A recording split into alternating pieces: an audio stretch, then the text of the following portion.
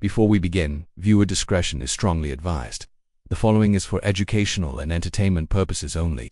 This is the verbatim federal courtroom testimony of the Sean Diddy Combs trial as reported by Inner City Press. If you appreciate this type of in-depth legal coverage, please take a moment to like this video and subscribe to our channel for more breaking courtroom updates. What could possibly cause one of the most powerful and respected media figures in American history to abandon her multiple estates and businesses to flee the country under cover of darkness?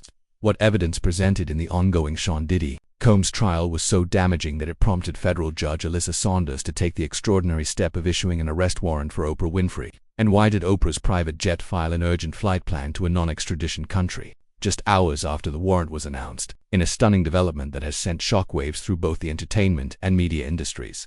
Federal authorities confirm that Oprah Winfrey is now considered a fugitive from justice after failing to comply with a material witness subpoena in the high-profile criminal case against Sean Diddy Combs. The warrant was issued following explosive testimony from a former executive at Harpo Productions who provided evidence suggesting Winfrey had direct knowledge of and potentially participated in covering up criminal activities connected to Diddy's alleged operation. The courtroom fell silent as Judge Saunders reviewed the evidence submitted by prosecutors before making her decision. "The court does not take this action lightly," she stated, her voice firm as she signed the warrant. "But no individual, regardless of their public stature or contributions, it stands above the obligation to provide testimony when evidence suggests they possess direct knowledge of criminal activity." Within hours of the warrant being issued, aviation authorities confirmed that Winfrey's private jet had filed an emergency flight plan and departed from a private airfield in California. The destination, a country with no extradition treaty with the United States. This isn't simply another celebrity entanglement in the expanding Diddy investigation. This represents a pivotal moment where the criminal justice system has demonstrated that wealth, influence, and even beloved public personas provide no shield from accountability. The question now facing investigators isn't just what Oprah knew about Diddy's alleged criminal enterprise, but why she would risk everything: her reputation, her business empire, her legacy to avoid testifying about it. Before we begin, viewer discretion is strongly advised. The following is for educational and entertainment purposes only. This is the verbatim federal courtroom testimony of the Sean Diddy Combs trial as reported by Inner City Press. Nobody expected Oprah's name to emerge during today's testimony. The room was tense, eyes focused on Caroline Bennett, former chief operating officer at Harpo Productions, as she took the stand. Gasps echoed through the courtroom when the prosecutor asked her about a specific meeting in 2018. Even the judge leaned forward slightly. No announcement had prepared the gallery. No pre-written statement had softened the ground, just a clear, steady voice of Bennett saying, "Yes, Ms. Winfrey was not only aware of the recordings, she personally advised Mr. Combs on how to ensure they remained private." Until that moment, the trial had focused primarily on Diddy's alleged criminal network. But something had changed. Maybe it was the way Bennett clutched a leather-bound journal as she testified. Maybe it was the way Diddy suddenly straightened in his chair, his usual impassive expression replaced by what looked almost like relief. Maybe it was the hushed whispers that immediately spread through the press section. Whatever it was, everyone in that courtroom knew they were witnessing a seismic shift in the case. Caroline Bennett wasn't testifying as a disgruntled former employee with an axe to grind. She was there as a seasoned executive who had kept meticulous records throughout her career, who had risen to the highest levels of Winfrey's business empire, and who now appeared genuinely pained to reveal what she knew. And when she began to describe the extent of Oprah's involvement, the courtroom wasn't prepared for the methodical, detailed account she would provide. Because what Bennett revealed about the connections between Oprah's media empire and Diddy's alleged blackmail operation, the specific instances of intervention and the broader implications for numerous public figures, wasn't just shocking. It suggested a level of complicity that transformed understanding of the case entirely. The Manhattan Federal Courthouse had seen its share of dramatic testimony, but the atmosphere shifted perceptibly as Bennett continued. Prosecutor Jessica Roberts approached her questioning with measured precision, aware that implicating someone of Winfrey's stature required irrefutable evidence. "Ms. Bennett, could you explain the nature of the meeting that took place at Ms. Winfrey's estate in Montecito on June 12, 2018? Roberts asked. "It was presented as a philanthropic strategy session," Bennett replied, her voice steady, despite the weight of her words. "But when I arrived, only Ms. Winfrey, Mr. Combs, and 2 of his associates were present. No other charitable partners were there, despite what had been on the official agenda." And what transpired during this meeting? Bennett opened her journal, referencing notes she had apparently made shortly after the event. Mr. Combs presented what he called a situation involving compromising recordings of several high-profile celebrities and political figures. Ms. Winfrey offered specific advice about containing potential leaks, including recommendations about which media outlets could be trusted to handle things appropriately and which would need to be, in her words, managed more aggressively. As Bennett continued her testimony, the gallery remained absolutely silent. The implications were staggering, if what she was saying could be corroborated. It suggested that one of America's most trusted public figures had been actively involved in suppressing evidence of criminal activity. Judge Saunders, known for her unflappable demeanor, appeared visibly disturbed as she studied the documents Bennett had provided to the court. The path forward was becoming clear, though few could have predicted just how quickly events would unfold. It started like any other day of the trial. The room buzzed with low conversations, the press hunched in their designated rows, and lawyers whispered strategies as they waited for Judge Saunders to call the next witness. But when the bailiff announced, "The United States calls Caroline Bennett to the stand," the room changed. You could hear a pin drop. Some people thought it was routine. Bennett's name had appeared on the witness list, but few outside Harpo Productions recognized its significance. But the way the prosecution team straightened in their seats, the subtle shift in Diddy's demeanor, told more observant spectators that something significant was about to unfold. The judge raised an eyebrow, and Diddy, who had been reviewing documents with his attorney, suddenly became very still. His attention entirely focused on the woman approaching the witness stand. Caroline Bennett moved with composed confidence to be sworn in, no eye contact with anyone. She didn't even glance at Diddy. "Please state your full name and occupation for the record," the clerk requested. "Caroline Elizabeth Bennett. Until 3 months ago, I was Chief Operating Officer at Harpo Productions," she replied, her voice clear and unwavering. The judge allowed the proceedings to continue, and from that moment on the entire trial shifted, because what Bennett was about to say wasn't part of any media narrative. It wasn't a social media leak. It was something that had remained carefully guarded within the inner circles of entertainment's elite. The story of how we got here began over a decade ago, according to Bennett's testimony. The relationship between Oprah Winfrey and Sean Combs had publicly appeared to be that of casual industry acquaintances, occasional interviews, overlapping charity events, mutual friends in entertainment, but Bennett described a much closer behind-the-scenes alliance that had evolved over years. Ms. Winfrey first became closely connected with Mr. Combs around 2010. Bennett testified, consulting her personal records. What began as discussions about potential television projects gradually evolved into something more complex. By 2015, they had developed what Ms. Winfrey referred to as a mutually beneficial arrangement. Bennett explained that she had initially interpreted this as standard industry networking, powerful figures supporting each other's business ventures, but as her responsibilities at Harpo increased, she gained access to more private communications and meetings. In 2017, I was included in a confidential strategy session where Ms. Winfrey and Mr. Combs discussed what they called leverage management, Bennett continued. I soon understood this was code for handling potentially damaging information about various public figures. Prosecutor Roberts guided Bennett methodically through her recollections and records.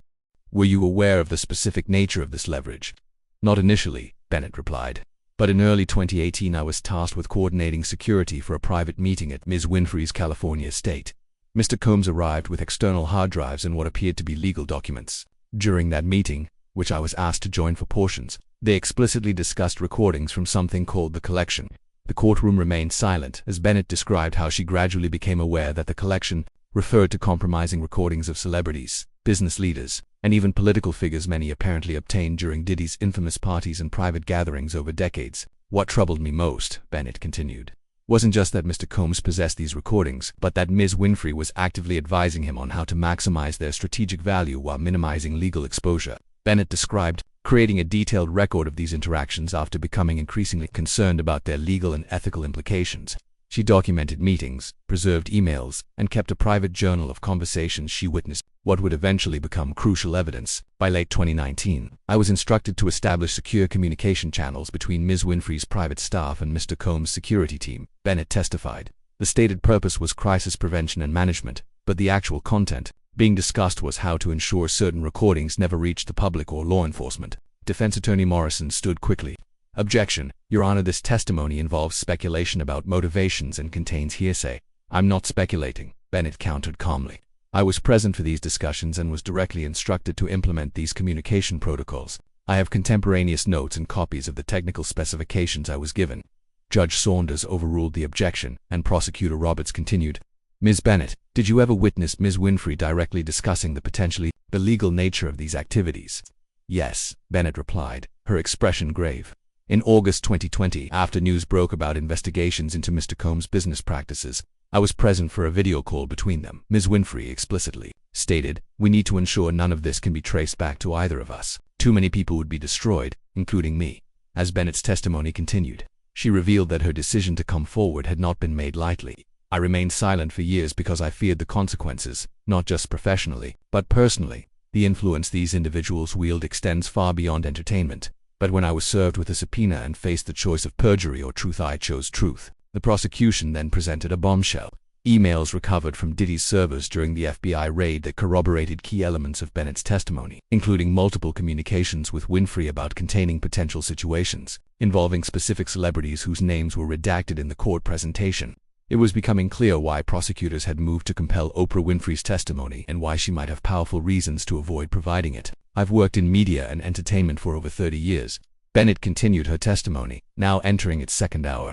I've seen how influence works, how narratives are shaped, and how certain voices can be amplified while others are silenced. What I witnessed between Ms. Winfrey and Mr. Combs went far beyond the normal networking and mutual support that happens in our industry. The prosecution displayed a series of email exchanges on courtroom screens, carefully redacted to protect ongoing investigations but clear enough to establish the pattern Bennett was describing. The emails showed Winfrey and Diddy discussing specific individuals who might pose problems and strategizing about how to manage these situations. Could you explain what was meant by containment protocols in these communications? Prosecutor Roberts asked. Based on meetings I attended and conversations I was part of, this referred to a multi-step process, Bennett explained. First, identify anyone who might have evidence or first-hand knowledge about compromising situations. Second, assess their vulnerabilities, financial problems, career aspirations, personal secrets. Third, determine whether they should be approached with incentives or deterrence, and what would constitute deterrence, Roberts pressed. That varied, Bennett replied. Sometimes it was implied career consequences, being blacklisted or losing opportunities. Sometimes it was threats of legal action, with the understanding that they couldn't afford protracted litigation against such powerful figures. And sometimes ... She paused, glancing at her notes. Sometimes it involved making them aware that their own compromising moments had been captured at various events and could be made public. The courtroom stirred at this revelation. Diddy, who had been taking notes throughout, suddenly stopped writing. Ms. Bennett, did you personally witness Ms. Winfrey's direct involvement in these containment efforts? Roberts asked. Yes, multiple times, Bennett affirmed. In March 2019, a former attendee of one of Mr. Combs' parties contacted a producer at Harpo about going public with allegations about inappropriate behavior they had witnessed. Within hours, Ms. Winfrey had personally called this individual. I was instructed to set up the call on a secure line not connected to official Harpo systems. And what was the outcome of this call?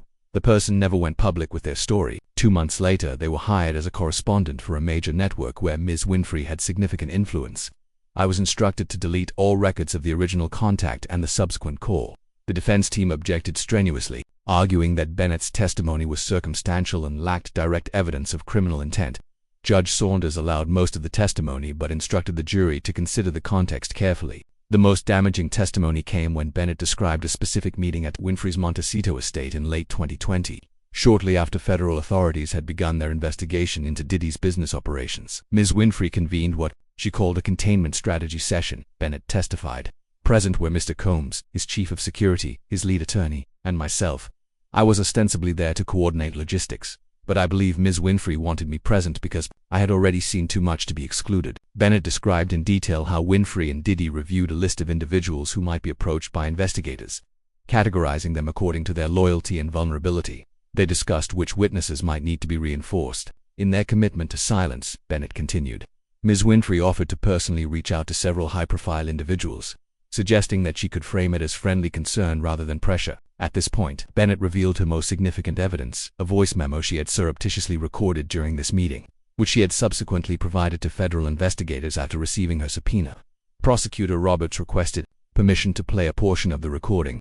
After a brief sidebar with the defense team, Judge Saunders allowed a short segment to be played. The courtroom fell completely silent as Winfrey's distinctive voice filled the room. The key is making sure everyone understands that mutual protection is in everyone's best interest. No one benefits if this unravels. Sean, you need to reach out to the Los Angeles group personally. They trust you. I'll handle the New York connections and the political concerns. We've contained situations like this before, and we can do it again. Diddy's voice followed. What about the recordings? Should we relocate everything? No, Winfrey's voice replied firmly. Moving them creates risk of exposure. Better to ensure the right people understand the consequences of cooperation with authorities. People make careful choices when they realize how much they have to lose. When the recording ended, the impact was palpable. Several jurors were visibly disturbed, taking extensive notes. Diddy had gone completely still, staring at the table in front of him. Roberts turned back to Bennett. What happened after this meeting? A series of precisely choreographed outreach efforts began, Bennett explained. Certain individuals received job offers. Others received invitations to exclusive events where they were lavished with attention and opportunities. A few received what were called courtesy notifications, essentially warnings that their own past behaviors might become public if certain topics were discussed with authorities. Bennett's voice remained steady as she delivered perhaps the most damning allegation. Miss Winfrey personally contacted 3 former employees who had knowledge of Mr. Combs' activities.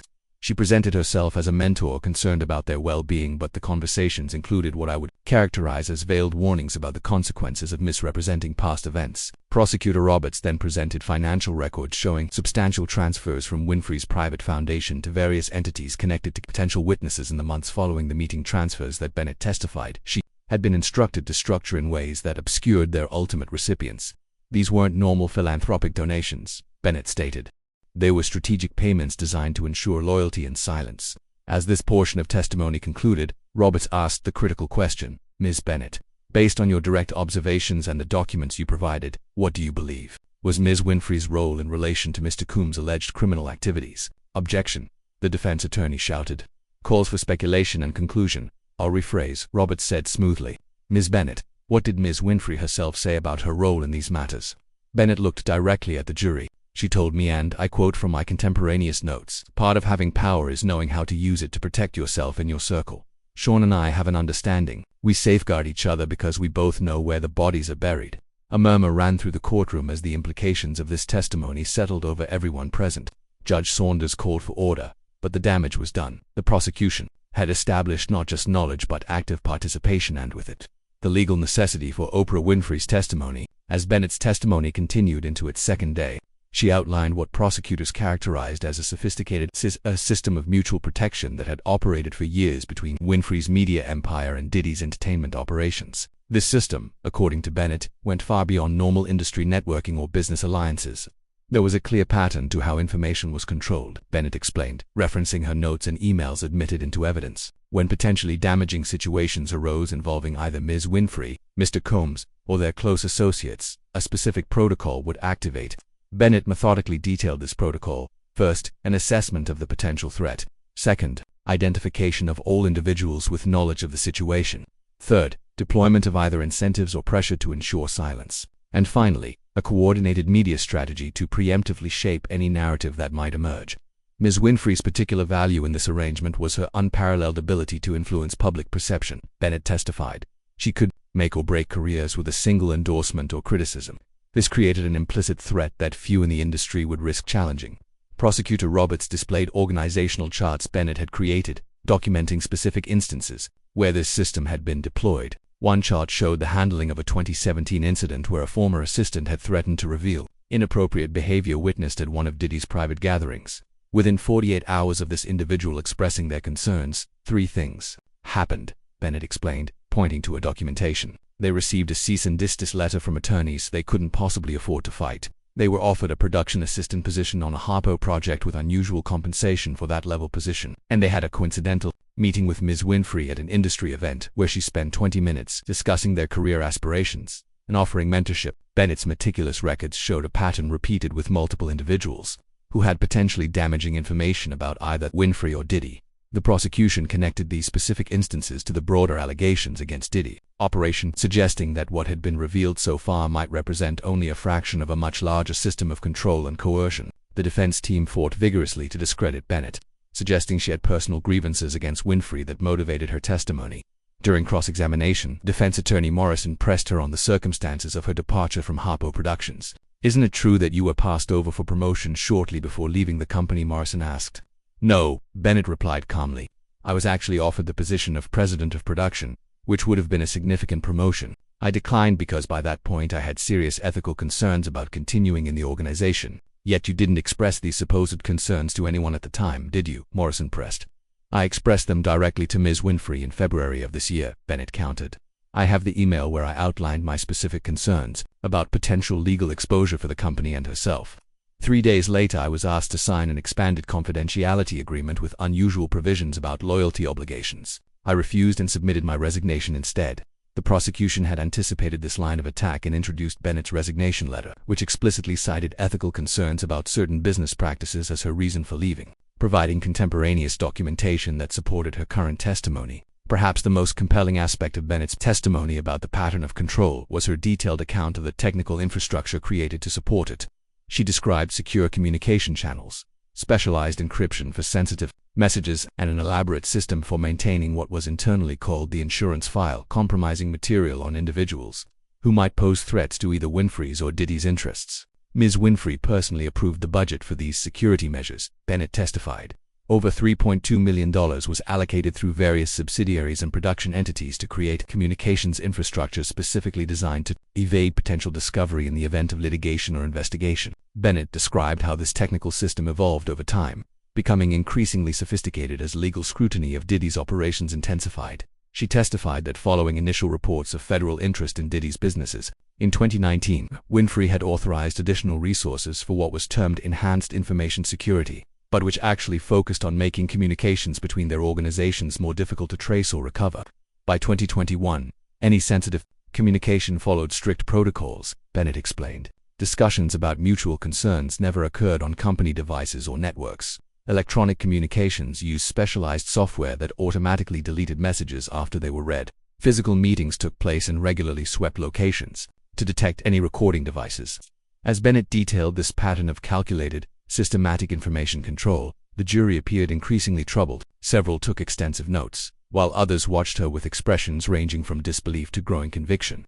By the end of this portion of testimony, prosecutors had established a clear pattern suggesting that Winfrey hadn't merely been a peripheral figure occasionally helping a friend, but rather an active, essential participant in a sophisticated system designed to suppress evidence and control narratives that might threaten either her empire or Diddy. The breaking point in the trial came on the third day of Bennett's testimony, when prosecutors shifted focus to specific actions taken after federal authorities had executed search warrants at several of Diddy's properties in 2023.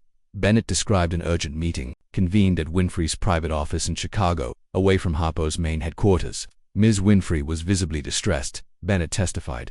It was the only time I'd seen her lose her composure in a professional context. She kept saying, "They can't have gotten everything. Tell me they didn't get everything." According to Bennett, this meeting included Winfrey, her personal attorney, and a secure video call with Diddy and his legal team. Bennett was present to coordinate the technical aspects of the secure call and to take notes on action items. The discussion centered on determining exactly what federal authorities had seized and what potential exposure existed for various individuals, including Ms. Winfrey, Bennett continued. There was particular concern about a server referred to as Archive 3 and whether its contents had been compromised. Bennett's testimony took a dramatic turn when she revealed that following this meeting, she had been instructed to coordinate with IT specialists to permanently delete specific communication records from Harpo's backup systems, a direction she found so concerning that she had documented it carefully and consulted privately with her own attorney. "I was placed in an impossible position," Bennett explained, her composure finally showing cracks. "I was being instructed to potentially obstruct justice by destroying evidence that might be relevant to a federal investigation. But refusing would have meant immediate termination and potential legal action against me for violating confidentiality agreements." Prosecutor Roberts asked gently, "What did you decide to do, Miss Bennett?" "I created the appearance of compliance while actually preserving records," Bennett replied.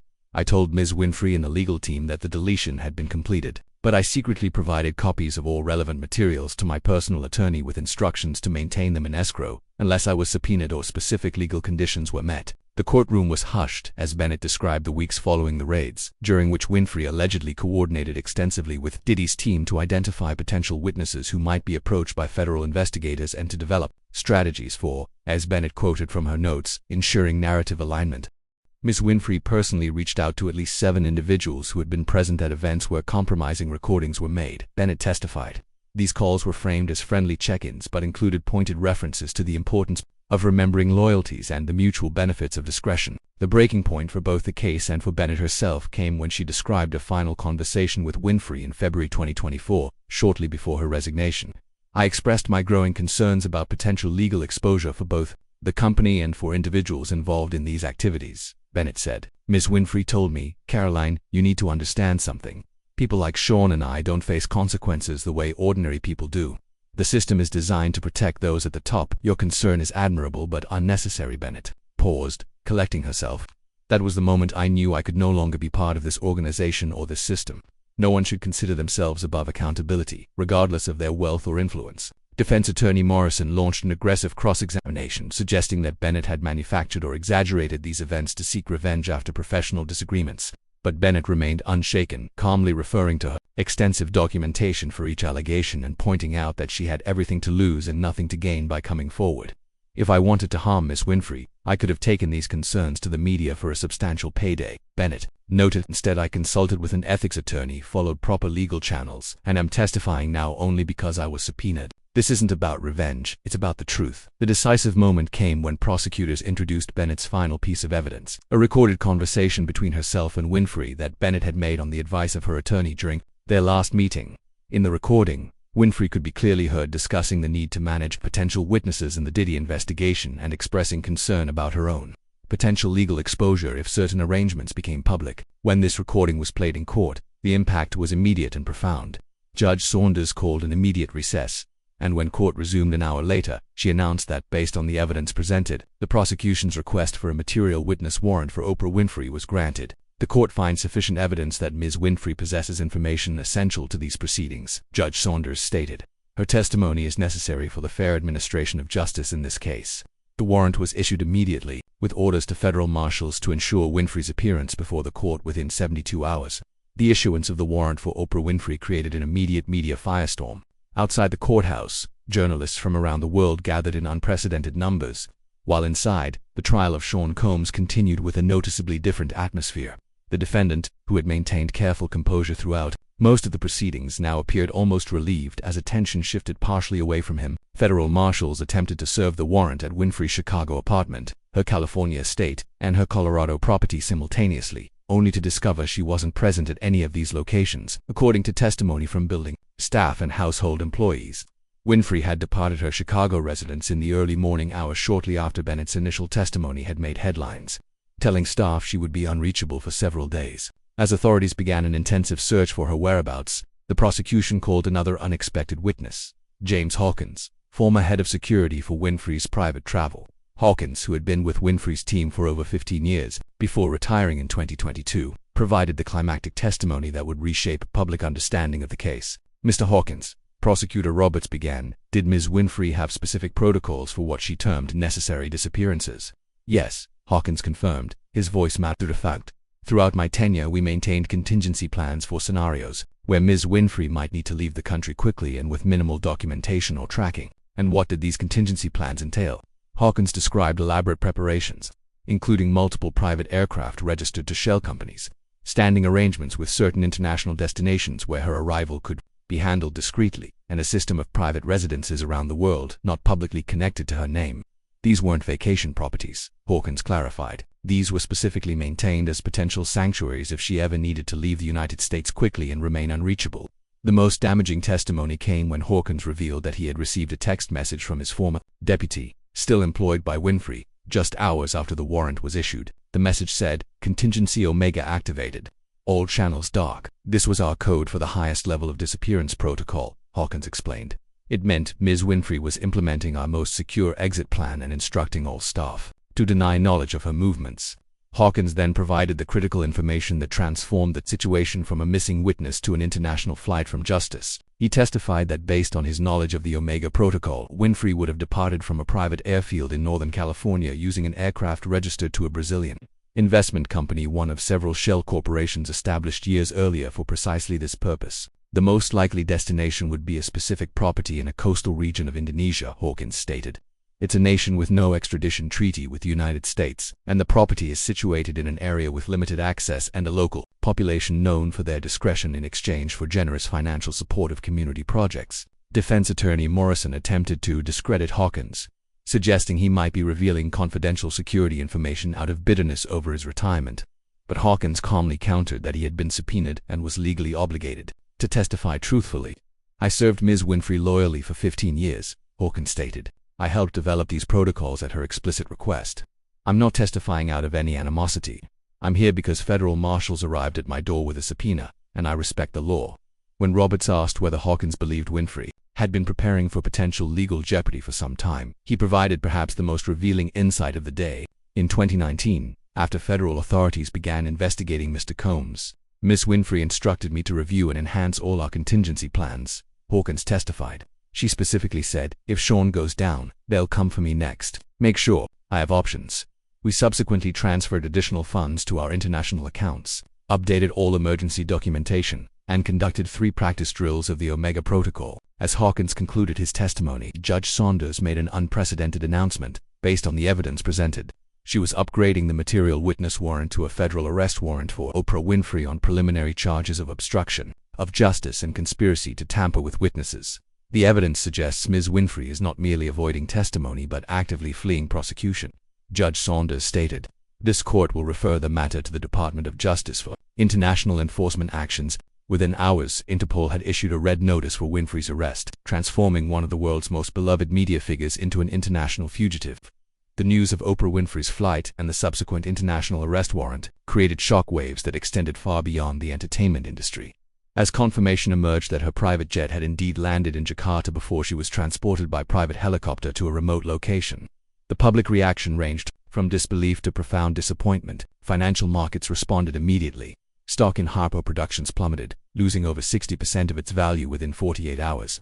Major corporate partners announced they were pausing relationships with Winfrey's media empire pending resolution of the legal issues. Cable networks carrying her programming scrambled to adjust schedules, some pulling content entirely while others added disclaimers about the ongoing legal situation. We'll bring you the latest developments. If you found this coverage valuable, please take a moment to like this video and subscribe to our channel for ongoing updates on this unprecedented case. The question now isn't whether other powerful figures were involved in similar activities. Federal authorities have confirmed that investigations are ongoing into multiple high-profile individuals based on evidence recovered in the Combs case. The question is whether our justice system can truly hold the powerful accountable, regardless of their wealth, influence, or public persona. Remember, true justice depends not on celebrity or connections, but on the courage of individuals willing to speak truth to power, regardless of the personal cost. Sometimes a single witness like Caroline Bennett, armed with nothing but documentation and determination, can bring down empires built on decades of silence and fear.